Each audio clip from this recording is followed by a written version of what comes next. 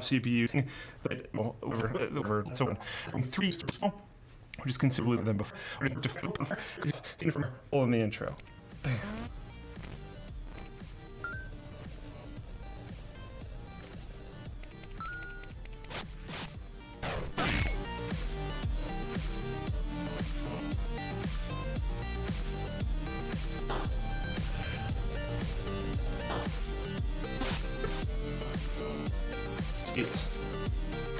Hey. Thank you for sponsoring the show. I'm going to move that back up and jump back here. Okay. Oh. YouTube, and we're definitely into Twitch. It sometimes takes a second to let me check that it's actually live. YouTube's for about 2 minutes, and then it's going to kick on and start from the beginning. Yeah, absolutely. Okay, because I think that's a good form. We've been doing that for a little while. People seem to appreciate CPUs. So it's going to be which I think has been kind of leaked a little bit. From to your board because it's going to need more power, more TDP, increasing what's on the end. It's expected to be called LG1200. What do you think? It's a new socket already. We've had so many sockets. Come on, it's just come on. It's if you of Intel sockets from the beginning, just you would actually be ridiculous. We have a collection of all of them. Like there were Chinese boards that you could get that would work with they were like Z170 and it worked fine with like the 9700K. Maybe I'm misremembering. There's some like a few separate times actually. I enjoy those types of things. I was going to say the same thing, but with graphics cards, well, there's some different placements, and people are like, I can just, don't worry about it. I don't know, the latest leaks, I think the latest like desktop 10-core like mainstream leaks onto like all of the other 10-core leaks, plus the actual like 10-core launches, they're calling everything 10th gen, but like there's two different laptop parts, and then we get the high-end desktop stuff coming probably before this stuff in 2020, and the high-end desktop stuff is going to be on X299, so we'll probably keep that socket. Maybe, at least that was the update a couple of days ago. That's linked in the bottom of the Tom's Hardware article. But like, these are all different. Like, it's a big deal to port the memory controller, the LPDDR4X memory controller. Like, it's a big deal to port that from the newer process to the older process CPUs. And Intel is telling their investors, like, no, we're shipping 10, the 10th generation mobile CPUs on the new process. Everything is fine. And then stuff like this comes out, and it's like, well, those aren't going to be on the new process. Why? It doesn't make sense. She picked everything out as well, going all the way back to Skylake. That was pretty nice. So you can see from a refresh and from Lake. Yeah. Love that little refresh in there. And then keeping this and going up consistently. Yeah. Well, and it's also all lies because like nobody is using an 900K at completely stock settings. I mean, that's just crazy. It's when processors and then don't do anything with them. It's to the point where like all the manufacturers have it as one option, like multi-commencement. You just turn on and just free performance. Like, why would you not do that? You say things working at junk actually decent work on your CPU, so it's like, but if you do, hey, simple, really simple. Performance. That's what they're doing it for you at the factory now too with the 9900KS, which should be out in a couple of months. So that'll be fun. 5 gigahertz all core out of the box. Dang, that's actually pretty crazy. Like in the P realm at the moment, every AMD can really tell it's potential to feet guys in the CPU section at this exact point in time. So their motherboards is a little scary. So because to apparently need more TDP. Yeah. It's a bit though. Well, I'm kind of excited for the X299 stuff, which is probably going to come out sooner, because you have the 48 PCIe lanes for the leak from that and that kind of stuff. That may be exciting, but here's there's more than just getting a new motherboard that's disappointing. And one of those things is like memory support. So like the Tom's Hardware article is like, oh, the new X299 CPUs that are 10th gen. Really? I mean, are they really 10th gen? That are 10th gen are going to support 256 gigs of memory up from 128. And it's like, well, not so fast there, Tom. it's we're just not getting memory densities that will support 256 gigs. Like actually Flipper will only do 128 gigs, but then only 32 DIMMs. Yeah, but they're 256 gigs is in there now too.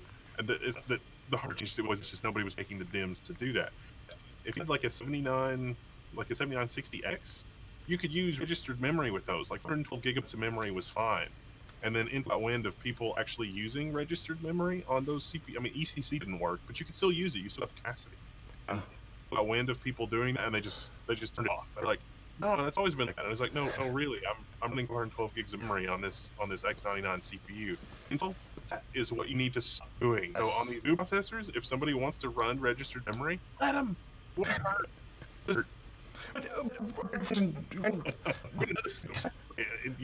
this little tiny. It's like the Xeon. It's like no, the new Pro. It's like you got to buy the new. You got 64 PCIe lanes from Xeon. You got to buy the MacBook because otherwise you're going to get like 48. Just your server, Jesse. Don't worry about it. It's fine. Right. No. I didn't think so. I just, I should ask. It is really interesting that it didn't change the socket. So, I think they used the quick path lanes. Like Apple, I think, was leaning on Intel. Like I know this is completely unsubstantiated, but it looked like Intel was kind of leaning on Apple, or Apple was leaning on Intel to have 64 PCIe lanes. Because if you look at the way the PCIe layout is in the new Mac, it's actually kind of interesting. And the same server 3647 socket, where are you gonna get the pins for that?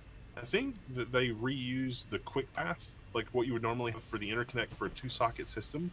I think they recycled those into PCIe lanes because there's legit only enough pins there for 48 PCIe lanes. So they got another, few lanes to take it up to 64 PCIe lanes for Intel, not having the capability to do quick path. Okay, actually pretty interesting. I could be wrong about that, but that's my suspicion. Weird. It's really weird too because like these leaks say that the new high-end desktop processors are still going to be X299, but I figured they would just go ahead. I mean, if they're doing that whole stuff, they would just go ahead and do 3647 on the desktop, unless having subtraction problems, and then it's like, well, maybe we shouldn't do that. And so That's all with their shoulders. Who knows though? Okay. This one too, and maybe we'll go over this subject. Three phones now, that's the top replacement, and it used to expect from people selling computers when I was a teenager.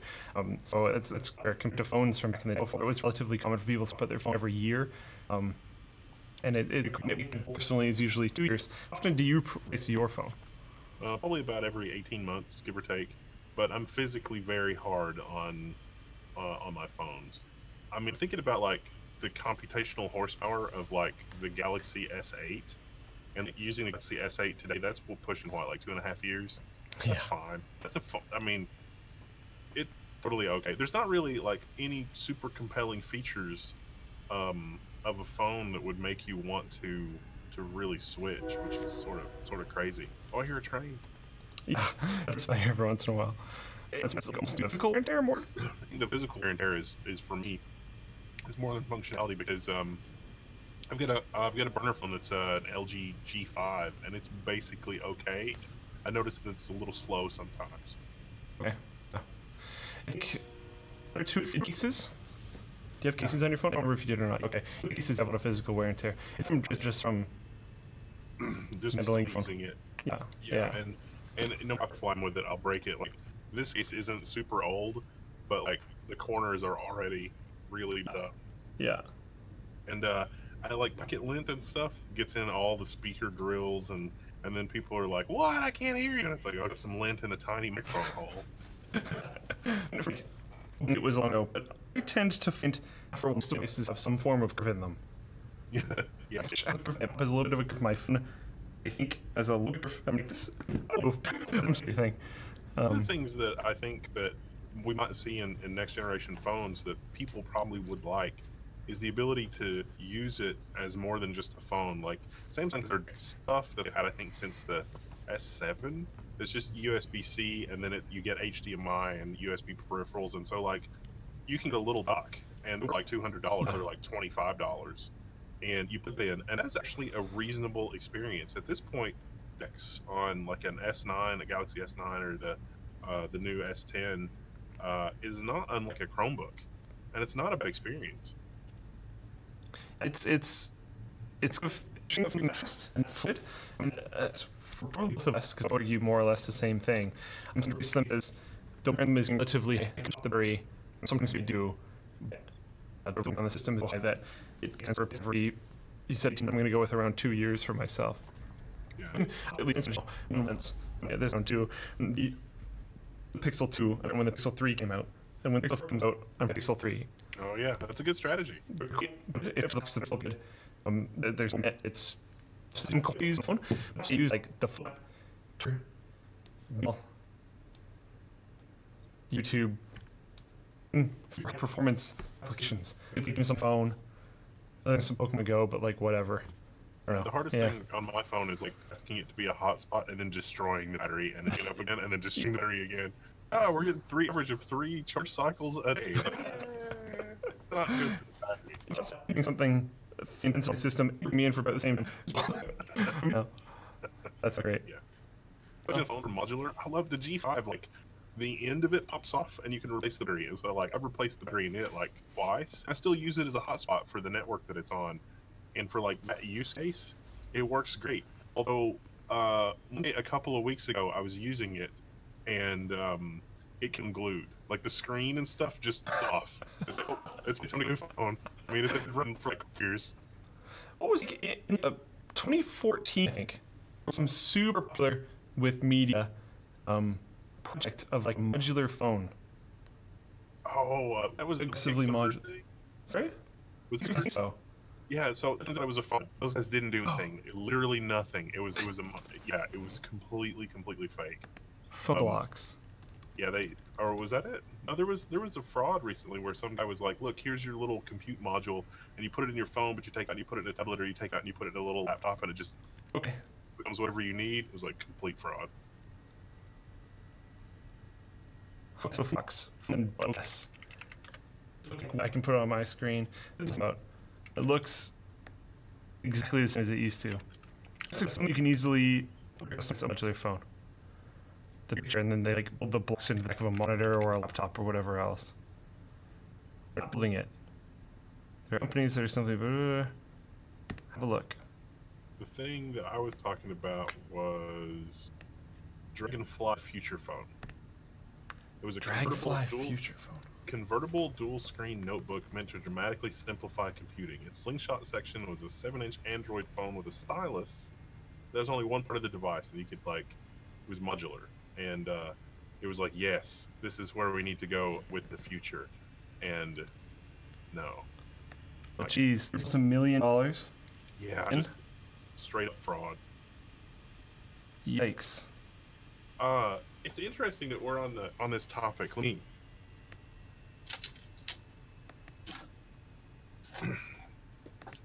So this is from the past. This is a SLC 860. This is from Japan, and so this is handheld computers like in GPD before GPD was a thing. In Japan, it's a flash slot and it's a built-in storage and an SD card slot as well.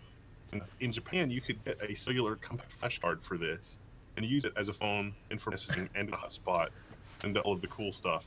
And they're like, well, why? But like this phone factor has a way. But it also the screen would turn around like a tablet, and so you could use it, screen out, or you could open up and clamshell it, and it was fine. It's a lucky certain standards. I haven't seen a portable cellular application, and I don't know why, because I think there are a lot of people out there that would use it. I think the to answer your question a little bit here is where is it? Use from the rest of the public about the this a reflection of how those are viewed as more as well. I think if you read it, phones as fashion statements. Yeah. So I think the thing that you showed looking super cool is look of a brick. Yeah. Maybe it's certain code. It's an efficient object. There's probably a percentage of people that are buying phones for enthusiast reasons in this audience. System, there's a few people that like phones based on specs, and the spec that they're looking for is like the new Apple or Samsung or whatever else. I know a lot of hipsters that are still rocking like the iPhone 7 though. Okay. but that might also be because the Apple stuff is just a complete wasteland, and Apple just. That could be the problem. Of course, you can get your new Apple pick or not. Apple will be more than happy to fix you that new iPhone 10. Maybe they'll give you a sleeve so they can protect it from you. We have this in the on the that apparently gets from diamond leather. That's. Could there be a more quintessential Apple story? It's changed from things that you put it in. I mean, really, because it's like, everybody's always on about Apple engineering and like how much Apple puts into things, and then stuff like happens, and it's like, did you even do any testing? Like, really? Did you do any testing at all?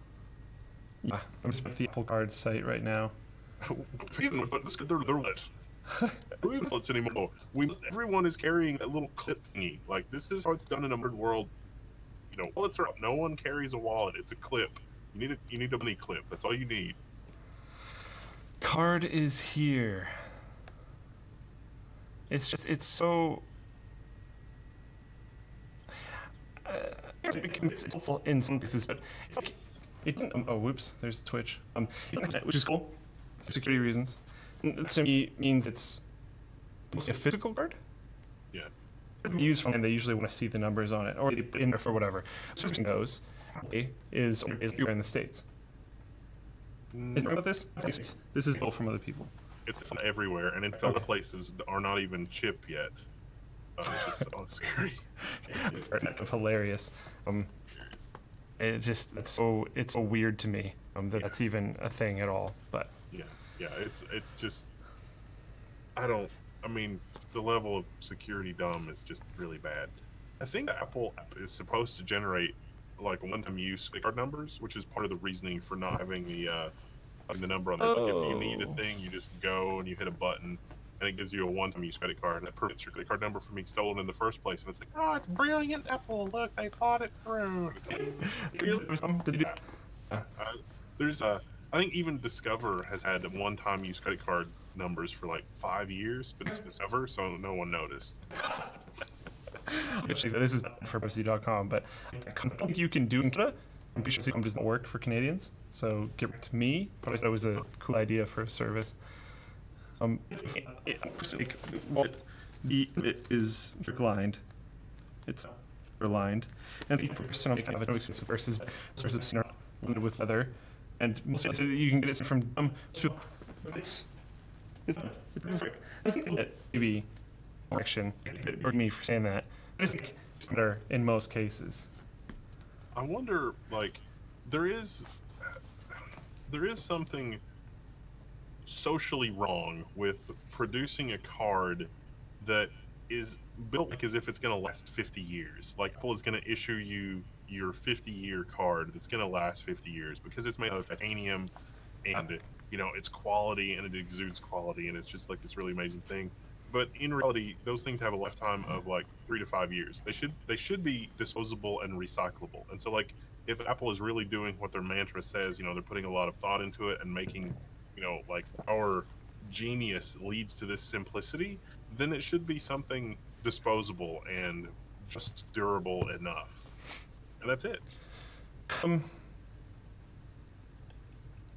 For sure. That's because you lose it and stuff. If you exchange numbers all the time, you don't really need to expect the actual physical card. Yeah. But the tech card is pretty soon. We can pop out the chip and pop in a new one. Ooh. You can trade? What? I mean, can you imagine people pushing? At the when AMD had the Epic server launch thing, the Flash Memory Summit thing was going on as well, and Toshiba, I think it was Toshiba, unveiled a new NVMe interconnect that is very small and very compact. And Apple is in a position, market-wise, to push IC vendors into new packaging technologies that would allow things to be modular. Like, there's no room for DIMMs anymore? All right, great. Let's figure out a way to do socketed VGA, or let's figure out a way to do, like, whatever Toshiba was doing with this socketed NVMe. Why can we do that? There's a few really cool papery kind of stuff. Various NVMe drives that could be mounted in different ways and stuff, and it's super cool. Just think, I don't know. It's all if it still was around, what would we be seeing right now? would he be pushing for those kinds of things? He'd just be laughing all the time. I don't know.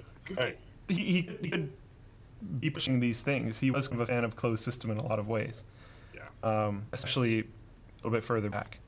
But it's interesting.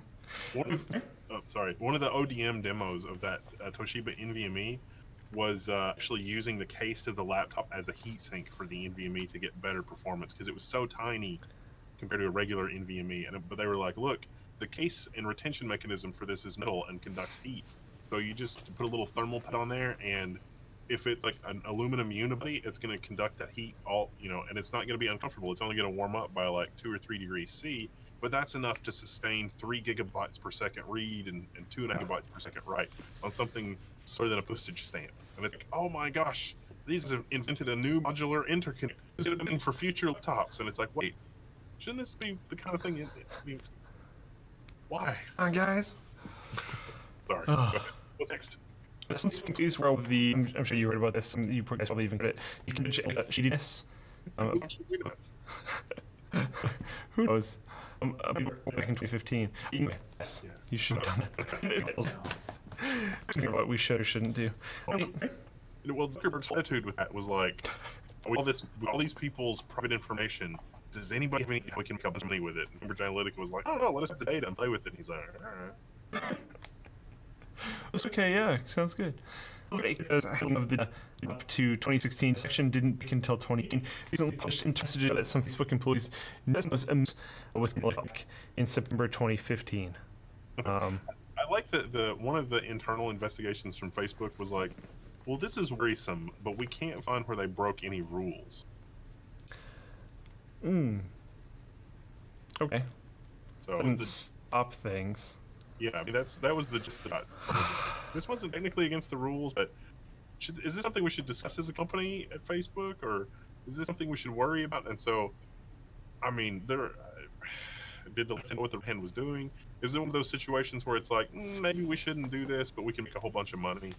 There's a lot of industries that are that way. It's like an industry will do something that is completely amoral, and then they will, cement it in business-wise. And then they will help clause that will make it so that other companies can't do that. Yeah. Pretty epic. I think this whole situation is terrible. It's one of these situations, if a new article comes out saying someone knew it or it doesn't, still probably the exact same conclusion, and probably knew it. Some of these companies probably knew. You assumed that before this article came out. Facebook and the article company was just like, it's easy to assume things will be happening with that data. It's a bump. And some people on Facebook would have known that. So, it's also not. It's the same pattern as has existed since industrialization. It's like Ford knew that the Pinto's gas tank could burst into flames at the drop of a hat. How many people are going to die as a result of that? Is it worth recalling the entire line? Probably a lot of people are going to die. We can probably pay off the people that die from the gas tank that bursts into flames. So let's not bother recalling the gas tank. It's like that, but with people's privacy.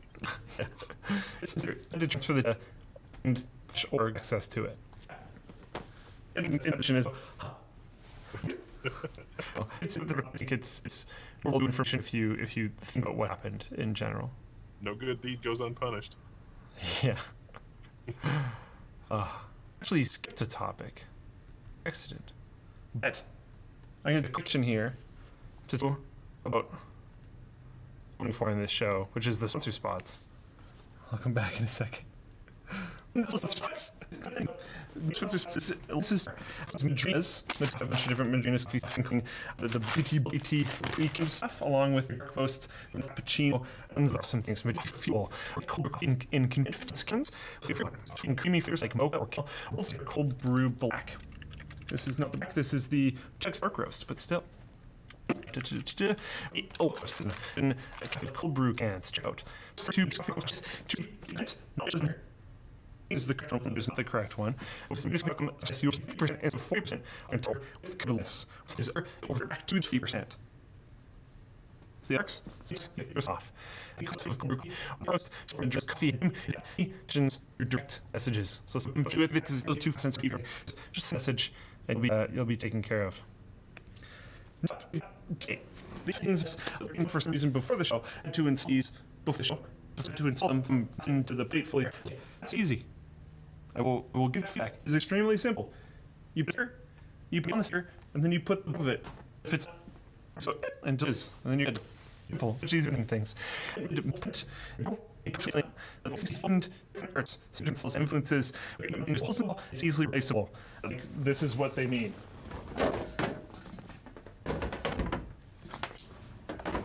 Let me just make sure those are straight so I don't trick anybody. Look pretty straight. So,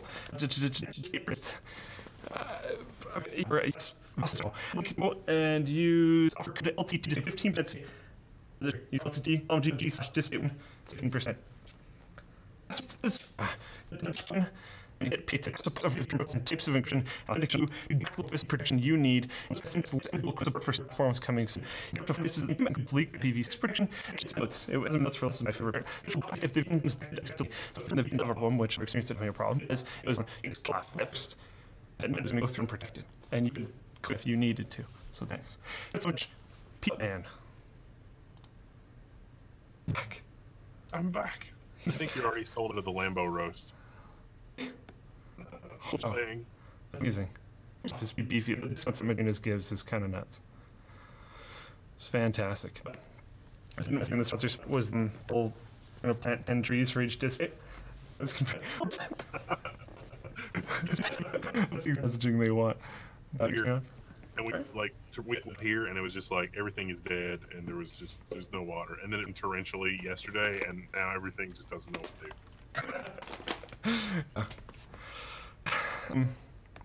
do. Things really different. This is expensive. It's the batteries. It's the solar panels. Yeah, which is personally heard of before. What it's connected to panel units on fire. Well, it can't be like. It sounded well. The report from Walmart said that there were cracks and poor electrical connections, and like improperly installed panels. And so this could be like the panels are fine, but the army of contractors that Tesla found because their product was just sort of went really badly. And one thing that I wondered was like, are these the same ingredients as like the solar roof tiles that are supposed to be like solar shingles or whatever, or is this some other commercial product? But I would totally believe that, like, if there was not a good electrical connection, that would totally start a fire. But then Walmart was like, let's shut down all the panels on all of our stores. Another one on fire. So weird. Ask for them to be shut down. Yeah. There's some mismanagement there as well. Oh, we missed that one. It's on the roof from Tesla, as they've cut on top of as many as 7 stores. That seems like a lot. The percentage. The R, because the idea is very interesting to me, actually. I think that could help pretty well for a group of people. It's a lot of issues with panels, including loose connectors, including like Wendell was just saying. Other consistent working to this the issue. As their position as a lead, for obviously the people thinking there might be shoddy workmanship. I'm pretty sure that this could just be like, we'll put these in like 50 more Walmarts for free. Just hush up about it, and we'll fix these problems with these other ones. And Walmart will say everything's fine, totally good now. It's all this free electricity. I mean, so this could totally be a negotiation tactic because Tesla seems hypersensitive to any kind of like PR issue because they're madman at the helm. So if Tesla sneezes, if like articles written about it, sometimes you have like some crazy accident with all the business involved, and Tesla direct mobile is into a wall. Over the mainstream news, all the symptoms like absolutely cares. This is a good thing. Vanderbilt's institution pretty bad. Like, I don't know. It is a deal between and Tesla. It's almost certainly with like you suggested, which in terms of negotiation, they want free stations for the different pieces, which they should at the least have free checkups and some, which is at the minimum what they're going for. But Tesla, they'll have with free installations as well.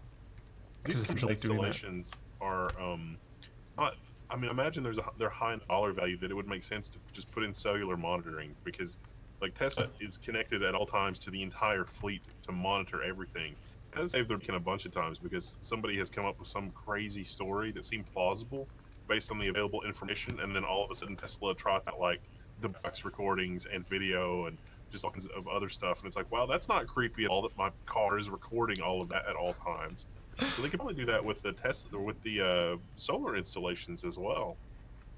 I think, I mean, there's really people on Twitch freaking out because we're wrong about something, but as collectors, I would like to think that of some first-party Tesla approval process, like send a 2-person team just to do the install and make sure that it's okay afterwards.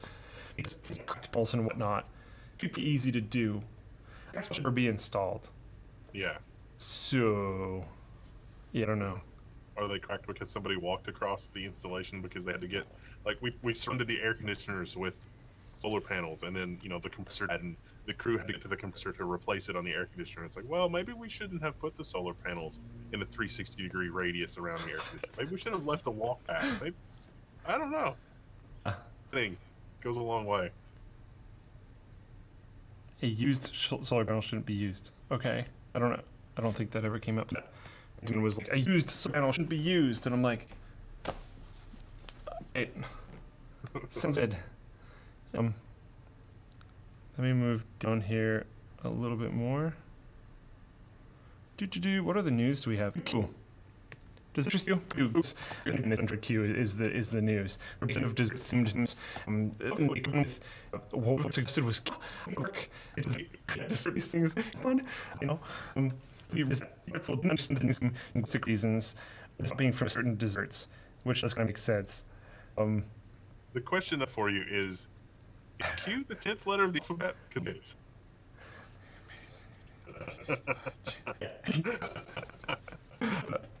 But yeah, so I have to find what alphabet is. I have to read out the whole alphabet. I'm one of those people, so. No. That's the only key that I could find that literally started with Q, and that's that's unprecedented. But yeah, that's when they started. They're using branded things. Was it the first branded one? Like it's weird, actually, and a few other things. Here's from Luxembourg. That's with Q. The tech link to Twitter posted it out. This, which was reasons is it's reasons are people just knowing what certain desserts are. If you think of a dessert that starts with Q, there's one from Luxembourg randomly. Like, okay, or no. Yeah.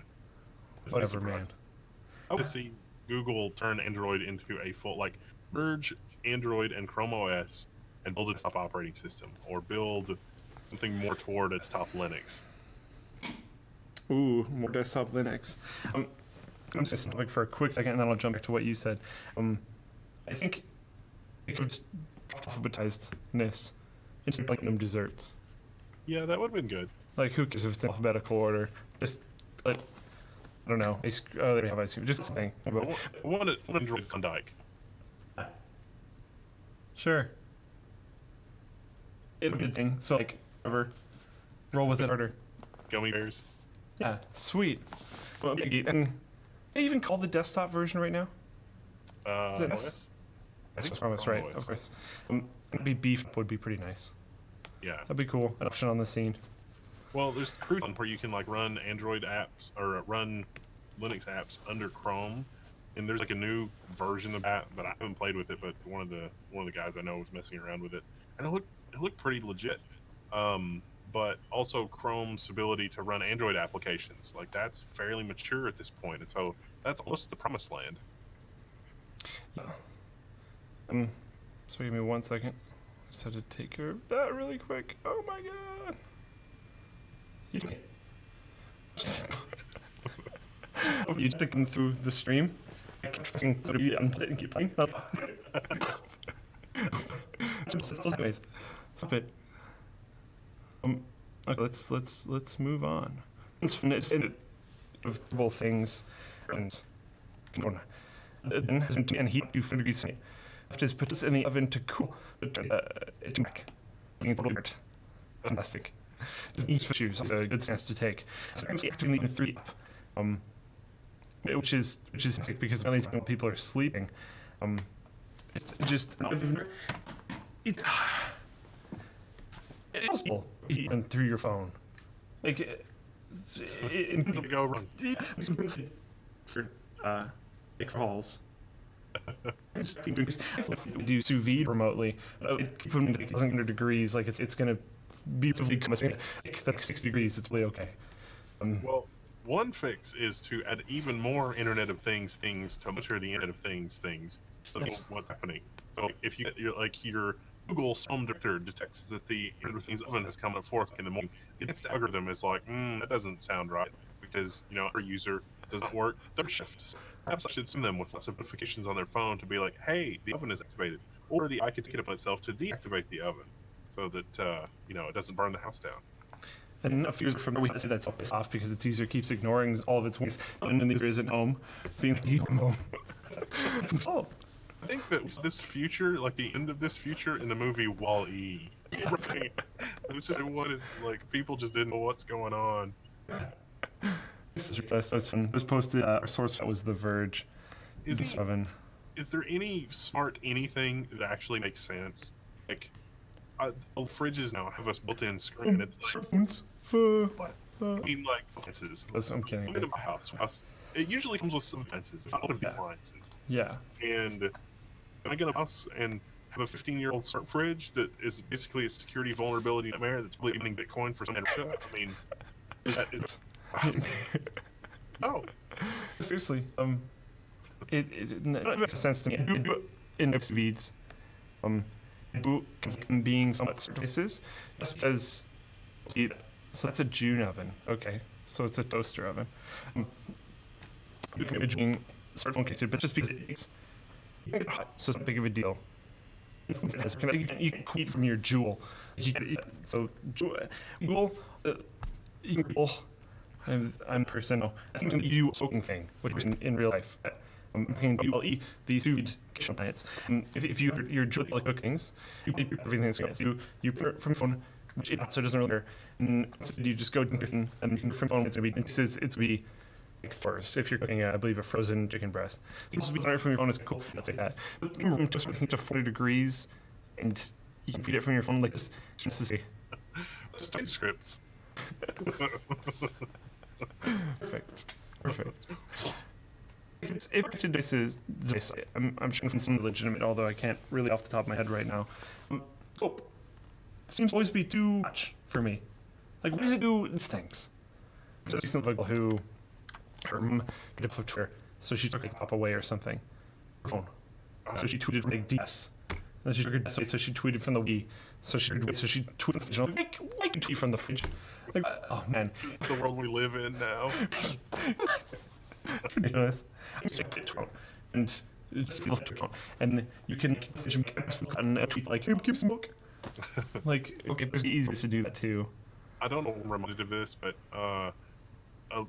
when Asterisk, the open source phone system thing was new, I set up an Asterisk system, and just for the lulz, one of the extensions you could install in this corporate phone system would take you to play Zork, the text adventure, and it would text to speech read what was happening, and so that just touch something, we can get Twitter going. Yeah, probably. I don't think it would be just so freaking simple. Oh man, instruments and stuff wouldn't work, but there's a service for prisoners. So like prisoners are not allowed to have technology, at least in the U.S. I mean, you guys probably have like fancy resort prison in Canada, but in the U.S. it's like they're not allowed to really kind of technology. But there's a service that people outside can subscribe to, and so like you add your own social media to it, like the prisoner's family or whatever. Like say you accidentally ran over somebody, and you're going to go to jail for 2 or 3 years for manslaughter, but you want to keep in touch with the family, but it's prison. The service will print your Twitter feed and mail it, and then so they have they get your feed but in form once a week. Oh man, that's actually wild. Huh. Oh, yeah. Look. I mean, if you subscribe to like 1 million people, it would probably only be like the first 10 pages. But the idea is like, if you're taking pictures of your kids, or you're like your son's in prison and you're taking pictures of your kids or your family, and your stuff's going on, or you make a post to Facebook like, you must beat this medicine up again, then it's been enrolled to a prison somewhere, and then they can just read it and reply by mail. Like they can send a letter to the service, and so. Oh my goodness. Prisoners have a limited ability to send email, though. It's very limited. They can send email. But send physical mail, snail mail. Okay. Okay. That's interesting. That stuff existed. Discord notifications. Like I said about that. I don't know if I can mute that. Give me 1 second. I should be able to. Ooh. Okay. Let's about the Discord notifications, my dudes. One of the things citizens to please make wins under drones. Problem for us here in the States because, as a citizen of the great nation of, the United States of America, if I want to manufacture my own firearms for my own personal use, that is right under the Second Amendment. So, if I want to construct, if I want to hew from rumble and the snow a 1911 pistol that has no serial number or anything, is my given right. Okay, so I shall. That's amazing. But this is that you get fined $25,000 for each violation. Yeah, they're just, it's like you can't, so ego traps is what they're falling this under as. So like you holding a weapon, you making a weapon, that's totally okay. But you putting a weapon on a drone, that's not okay. You're going to accidentally do something bad. And for places have been not getting any kind of rain or anything, the flame-throwing drones, that would be bad. That would be a good, easy way to accidentally start a forest fire that no fire can actually reach. Interesting. Was there some video guns with it says guns attached to them? This would be is less on causing trouble, but especially not their farms stuff. It's about reckless use of a firearm. Yes, lots of laws about reckless use of a firearm. I think even two drone would be under reckless use of a firearm. That's actually called. Yes. Yeah. There was a farm in Texas that got in trouble. Some ranch owner owned a couple of 100 acres, and he had a service where you could actually, there was like a deer stand, and you could set up and control a rifle on a turret. And it's completely safe because it was like a live range. The deer would come from the tree and, into the range, and you could shoot deer over the internet. That was frowned upon. And so that's not a thing anymore. But that was totally basically okay for the U.S. You could shoot real deer over the internet. It's the most intense version of buck hunter ever. I think in Canada, in Alaska, it's still okay to hunt like wolves and bears and stuff from a helicopter. Isn't it okay for in Texas? Right? I think so. Probably. Yeah. It's just you gotta not be reckless about it. So it's gotta be those very real life. Because in helicopter. Yeah, population density, those things. Yeah, makes sense. That's fantastic. If you do it, what a range, you'll have a lot of fun.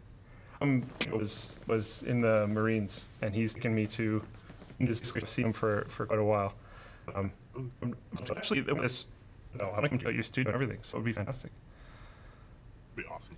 Genes. A form of theology, as it turns out. Yes. It probably is. So we can probably conclude this. Can you tell everyone all the various places that we can find you? I'm Will from Level 1. You can just Google me. It's fine. That's what you need to do. I'm at TEK Wendell on Twitter, and the number 1 text techs.com. So there we go. Not a big deal. Cool. Does you stuff? Nice. We could say Yes. some stuff. Level 1 is coming to Footplane, so that's like we're number 5 at this point, 5 or 6. 1, 2, 3, 4, 6. 6. I think. Look, number 6. Between you and he's never sounds good. He's Oh, actually first. The Footplane is actually a nice platform. YouTube, a little bit of a dumpster for these days. Well, actually, here real quick. Sorry. I'm gonna jump to. Let's put something on screen that doesn't matter. And then jump here. Super chats. Oh yeah, super chat. Is there just the one? I think there's just one. That's amazing. Citizen. He's been reading them so many times in a row. We are so good at this.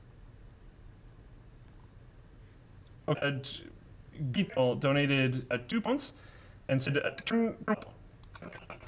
To the next time. I deeply appreciated, my man. Okay, that's it. I'll see you guys next time. Intro.